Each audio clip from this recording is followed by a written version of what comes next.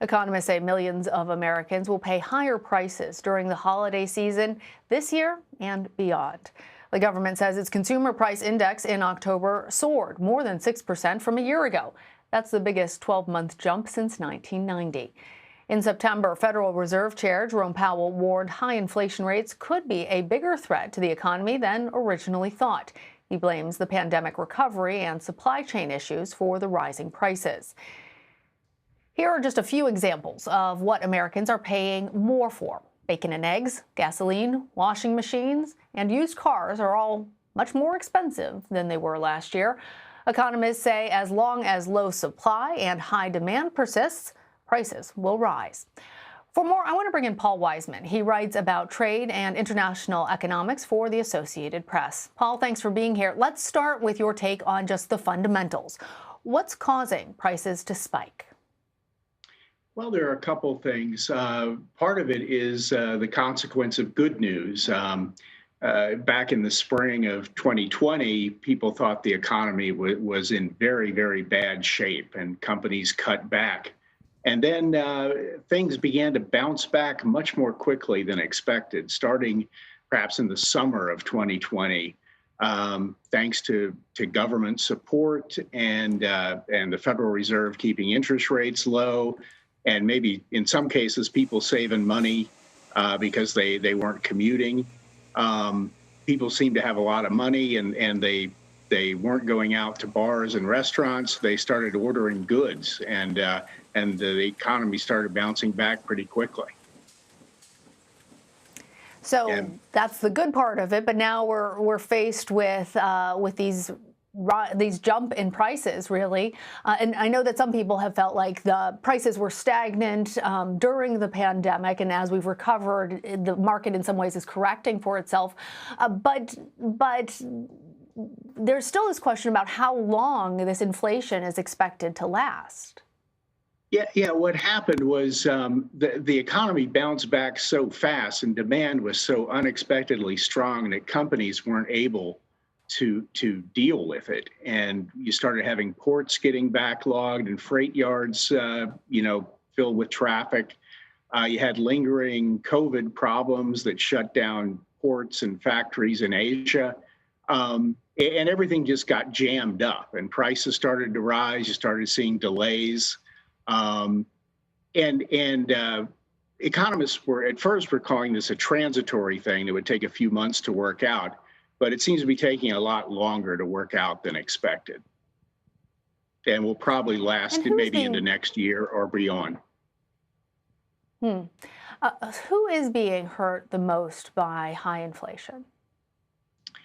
Well, you have people who live on fixed incomes, maybe some retirees, although Social Security gives you a cost of living adjustment, but people who rely on fixed incomes. Overall, workers' wages have been rising, but not enough to keep up with rising prices. In October, real wages adjusted for inflation were down 1.2% from a year earlier. So everybody's kind of feeling the bite. And what about the winners? Who is benefiting from this situation? Well, companies have been able to pass along their higher costs to consumers. So profits have done very well. Workers in specific areas where there are real shortages are doing well. For example, restaurant and bar employees in October, their pay adjusted for inflation was up 6.5%, which is a pretty good increase. And I think overall, the situation, people are not feeling that bad because there's a lot of job security. Unemployment's been falling.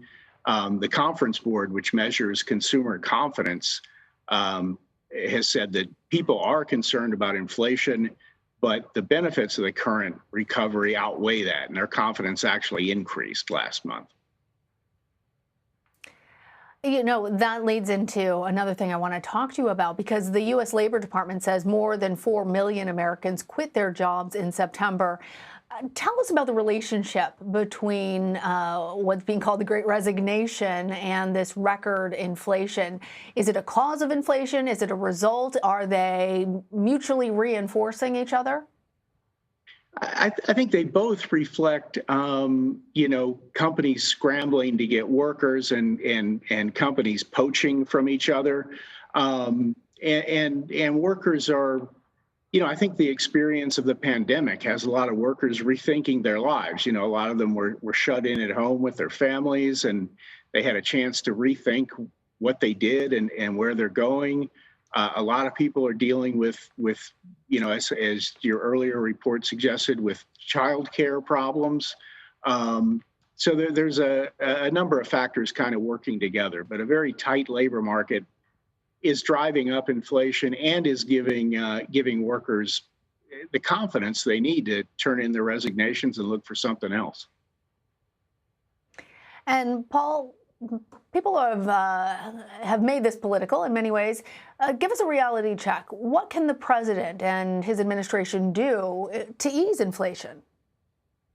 Well, a lot of critics, including some on the Democratic side, have criticized the president's COVID relief plan in March for being more than the economy needed, and for maybe overheating things and contributing to the inflation. Biden says his infrastructure plan will help things by improving ports and fixing bridges and things and making companies more productive and lowering transportation costs and speeding transportation times. All right, Paul Wiseman, thank you so much for joining us. Thank you.